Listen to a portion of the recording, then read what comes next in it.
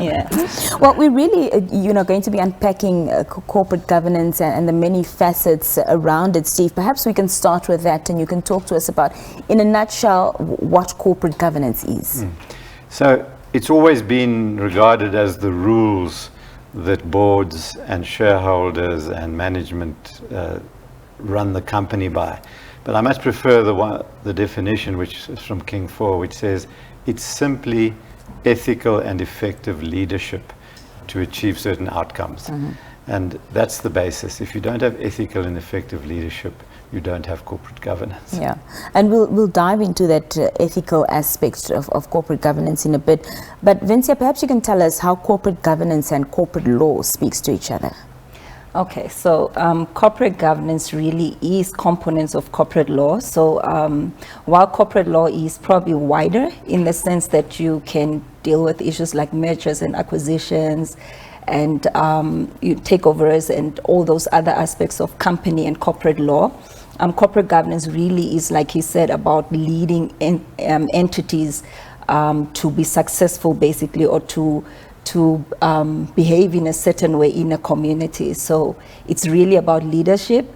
So it's maybe the one is wider in terms of speaking to different areas, and corporate governance just talks to how we take those areas in corporate law and implement them for institutions to be successful.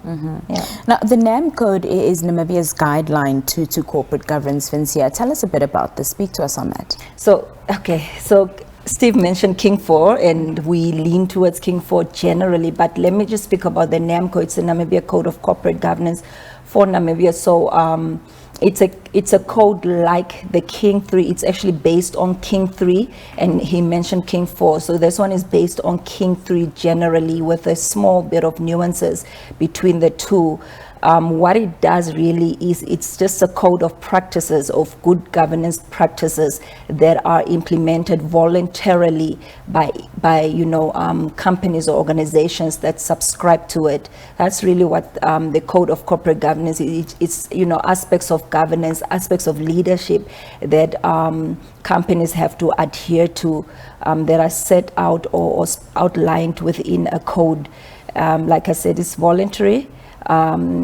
So if I go into a bit of it, it has 76 principles that need to be applied by entities, and it's also apply or explain basis, meaning you have to apply the principles that are within the code, or if you have not applied the principles, you have to explain why you have not applied them, or perhaps how they should be applicable to a specific entity. Now, when you speak of King 4, the difference really is there that King 4 has then narrowed the principles down to practices that are outcomes-based.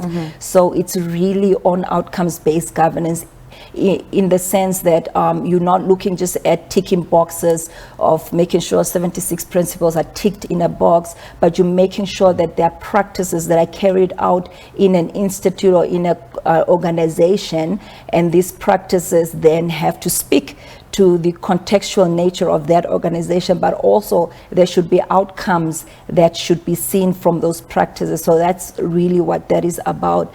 Then it also is grounded on the principle of apply and explain, meaning that you have to apply the principles so that you can get the practices, the outcomes that are envisaged in the King 4. So once those principles, once you have applied it, then you can explain how you have applied these principles. And also when you have not applied, you can then say these are not applicable to us because of the nature of our business, or they are applicable in this way. So contextualizing again, the practices of governance from King 4. So that is the main difference between the two. So NAM Code really is just